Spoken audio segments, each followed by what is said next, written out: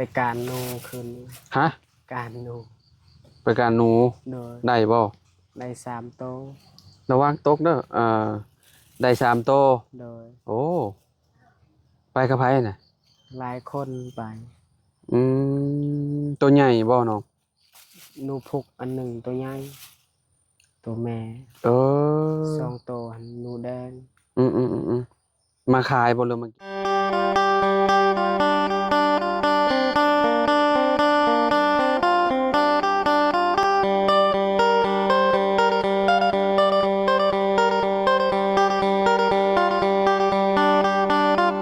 เอากราบสบายดีและสวัสดีเนาะพ่อแม่พี่น้อง FC เบิร์สสู่ผู้สู่คนเนาะมื้อนี้บุกมาพี่มื้อนี้พี่น้องมาที่ไม้อาเจืองพี่น้องเนาะบ่เพิ่นทำความสะอาดแล้วพี่น้องเนาะอ่ากองเป็นแบบกองเมียนเนาะโอ้คักแล้วบาทนี่มาอยู่พี่แล้วพี่น้องเนาะอ่าสบายดีสบายดีคนน้อยพาลักโดยนอนบ่นอนกินนมน้องโดยมีเมื่อยกินน้ำเย็นๆเนาะขออนุญาตหน่อยเด้อโดเนาะยพี่น้องเนาะกล้วยไผ่นี่กูให้น้องซ่อนห้อยน้องสอนสิเอาไปขายบ่โดยมันไปแล้วมันไปทางพุ่นพี่น้องเนาะกล้วยมันยังคือบ่ตึงเนาะน้องๆเนาะกล้วยแบบบริทางมันบริหักษามันก็รีบอืมเฮาบ่เอาปีมันออกบัดนี้เนาะโดยบางทีเฮาบ่ฮักปีมันออกมันก็บ่อยากตึงเลยพี่น้องเนาะเพิ่นต้องฮักปีออกเนาะเป็นจังได๋เมื่อคืนนี่บริพันธ์หยัง ฮะสมอยเลยบ่ โดย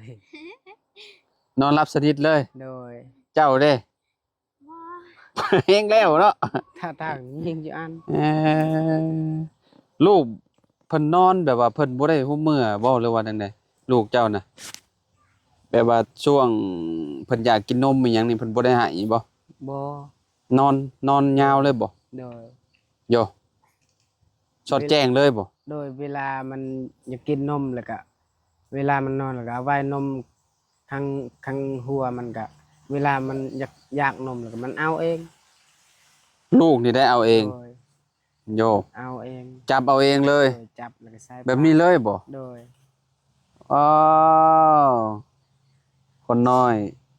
คนน้อยมีจอมขวัญอยู่หม่องนี้คนมีบุญเด้เนาะ โดย คนมีจอมขวัญอยู่ถึงแบบว่าอยู่หม่องหัวนะพี่น้องอยู่หม่องนี่เนาะ โดย อยู่หม่องหน้าผากนี่เนาะแบบว่าบ่ค่อยได้เห็นหั่นน่ะคนมีจอมขวัญแบบนี้น่ะเออมันใหญ่มากเลยแล้วก็ผมเรายาวแล้วก็สิปัดไปเลยแหละเนาะจอมขวัญพากันกินข้าวแล้ว กินแล้วกินข้าวเที่ยงยัง กินแต่ข้าวเช้า โดย เออคิดว่าน้องอาเจืองฝันดีใช่ดอกพี่น้องเอ้ยเนาะ บ่ได้พันยัง ก็เลยสิเข้ามาขอเลขเด็ดนำ โดย เนาะมื้อนี้ตามลาวได้มื้อนี้พี่น้องเอ้ยเนาะฝั่งลาวมื้อนี้หวยรัฐบาลเนาะออกจวดจ้าดเลยมื้อนี้เนาะ โดย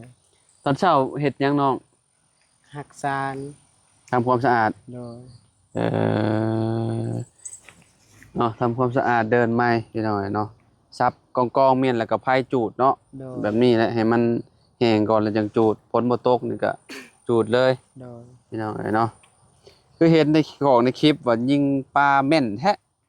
ยิงปลากับเบาบุญ โจปลาอยู่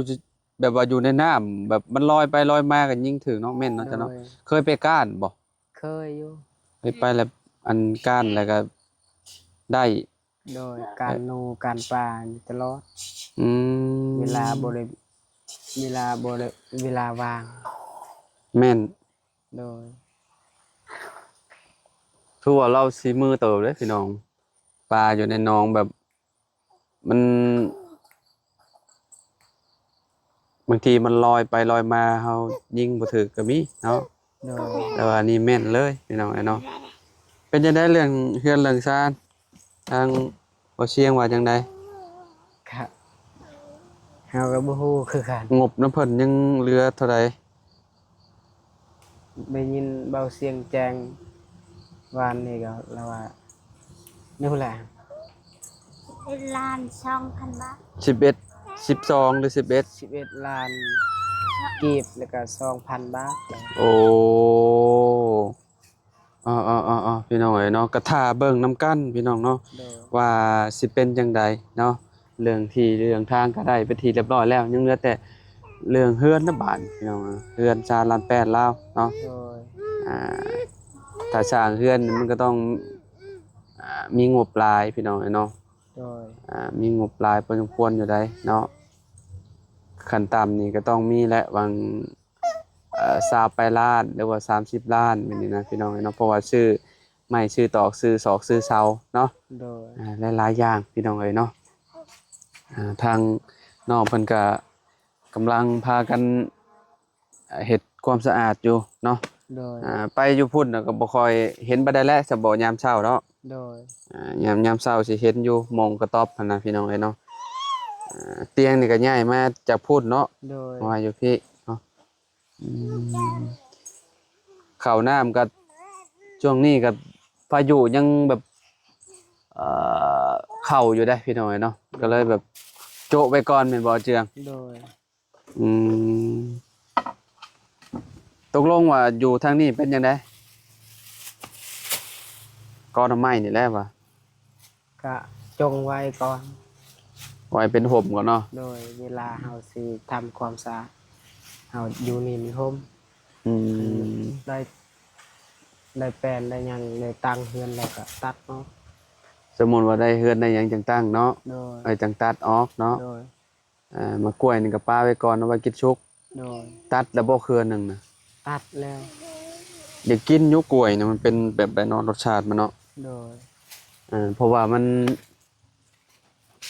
เป็นกล้วยอีหยังก็จะว่ากล้วยหยังนะ กล้วยข้าวแบะ กล้วยข้าวแบ้บ่ โดย หักอยู่เด้นี่พี่น้องเอ้ยเนาะหมากนี่น้อยนี่กินพอดีคำเลยเนาะถ้าเลี้ยงสัตว์เลี้ยงหยังที่ว่ามันกินมากล้วยนี่โอ้พอดีเลยเอาให้มันกิน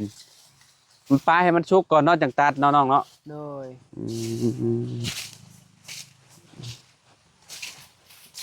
อันนี้สิเฮ็ดจังได๋ซะน้องพวกหญ้าพวกหยังนี่ ก็อยากตัดเอาจักตัดเอา จัดในเฮือนจักในเฮือนอยู่บ่มีบ่จักในเฮือน มีอยู่จักอายคอย อืม แล้วก็ยืมซื้อน้ำมันแล้วก็ เดี๋ยวมาตัดแล้วแหละเนาะ โดย เด้นี่มากล้วยหยังซะนี่ กล้วยข้าวคาย กล้วยเขาคาย โดย กินบ่กินบ่ อืม อะอะอะอะอะเอาบ่ล่ะข้าวเนาะลูกเรานี่พี่น้องเอ้ยเนาะอ้ำอ้ำอ้ำอ้ำอ้ำอ้ำอ้ำ อื้อหือดื้อขนาด เบิ่งชิมมันก่อนกินยามเช้าดีได้มากกว่านะ โดย มันรักษากระเพาะพี่น้องเอ้ยเนาะแบบว่าถ้าไผแบบเป็นกระเพาะนะกินพี่น้องเอ้ยเนาะกินมื้อละหน่วยยามเช้าเนาะ โดย มันสิสมานแผล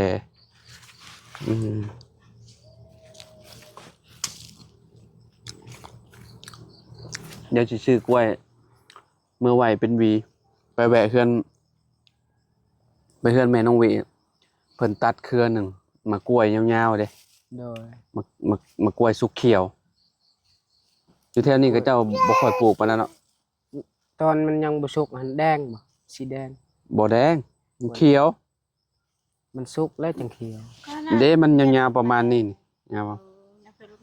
มากล้วยแดงกับมากล้วยแดง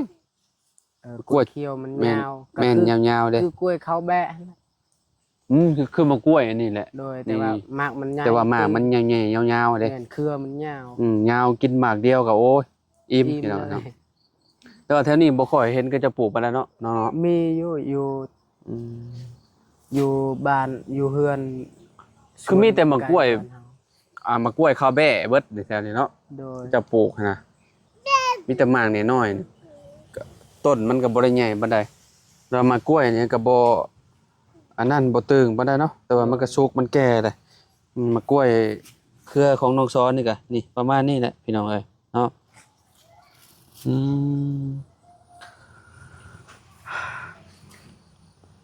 ตอนแรงเฮ็ดหยังตอนแรง กะสิหักซานอยากไปซื้อน้ำมันจะไปตัด สิมาตัดนี่เนาะ โดย มื้อนี้ไผเข้ามาหาล่ะ มีเบาบุญแล้วก็เบาจันทร์เบาเสียงแล้วก็เบาบุญบ้านป้า บุญสารวัน บ้านบุญเบาบุญสารวัน กับบ่าวจันทร์บ่าวเพิง เบาเพิงบ่เห็น ยังบ่เห็นบ่ โดย อืมอ้าวพี่น้องเนาะก็นั่นแหละอยากให้ทางน้องเพิ่นได้เฮือนได้ซ่านพี่น้องเอ้ยเนาะอยู่กัน3คนพ่อแม่ลูกเนาะแบบว่าหลังบ่ต้องใหญ่ก็ได้ดอกเนาะก็พอดีพองามหั่นน่ะ โดย เฮือนน้องอ้อนบ่อยู่น้ำหมองหั่นน่ะ เบื้องนั้นเหือนเอ่ยอ่อน ที่ว่าเราเอาผักกูดมาขายให้ได้ แม่น อืม เงินลาว เอาไปหาผักกูดมาขายตลอดเนาะ โดย เราสิไปซื้อผักกูดช่วยเราอยู่พี่น้องเอาไปลวกกินเนาะกินผักจากธรรมชาตินี่ก็ดีแบบหนึงนะพี่น้องยามนี้น้ำเริ่มลดเริ่มหยังแล้วมันก็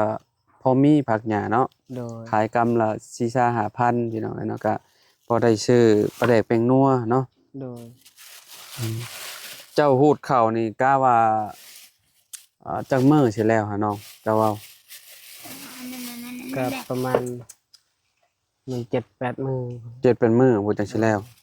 โอ้ก็โดนอยู่แล้วเนาะ โดย เมียนี่ก็ต้องเอาลูกเนาะ โดย เพราะบ่มีไผเอาซอยพี่น้องเอ้ยเนาะคนน้อยนี่ให้นั่งดนๆบัดนี้ก็นั่งได้เนาะ นั่งได้คัน อืม ให้มันนอนมันให้มันยังบ่อยากนอน อืช่วงเพิ่นบ่อยากนอนติ โดย อ่า มันอยากเล่นแล้วให้มันนอนมันให้ พ่อกับแม่ก็เป็นคนแม่พูนคนขาวเนาะ โดย ลูกผัดขาวนํพี่น้องเอ้ยเนาะคิ้วก็บ่แม่นคิ้วก็งามพี่น้อง โดย คนตาก็งอนเนาะว้าวอยากจับโทรศัพท์ก็ไปว่าไปอยู่น้ำข่อย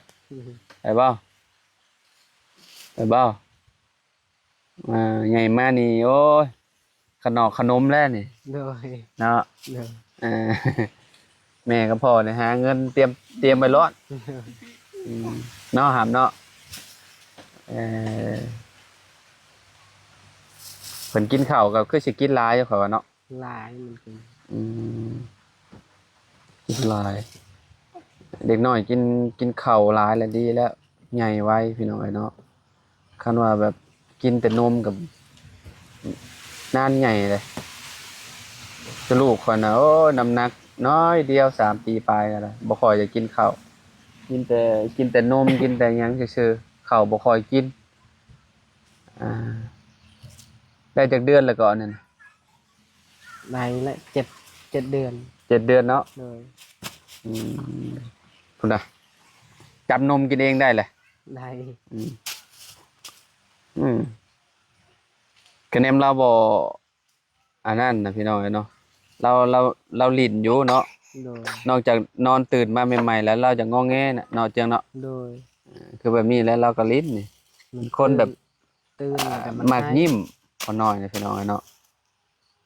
มักยิ้มมาคัวเนาะอ่าเฮ้ยขืนพี่น้องเนาะ เด็กน้อยนะอ้า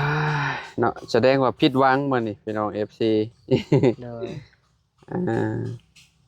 เจืองบ่ได้ฝันหยังเลย โดย บ่ได้ฝันเกี่ยวกับที่มุงที่ใหม่บ่เวลานอน บ่พันหยังเลย อืม หลับเซย แสดงว่าแบบเมื่อยแฮงบ่จักหยังหลับสนิท โดย1เมื่อยก็2มาบัดเฮาบ่ได้นอนดึกไปการนูคืนนี้ ฮะ การนู ไปการหนู โดย ได้บ่ ได้3 โตว